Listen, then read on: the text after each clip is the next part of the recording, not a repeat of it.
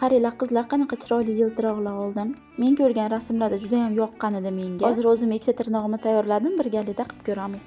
Prodavesni aytishi bo'yicha to'pni quritilgan va yopishqoq qatlamiga yopishtirsa bo'lar ekan. Men ham to'p slipkim sloyim surtib, quritgani qo'ydim. Endi yiltiroqni olib, ana shu lipki sloyga yopishtiramiz.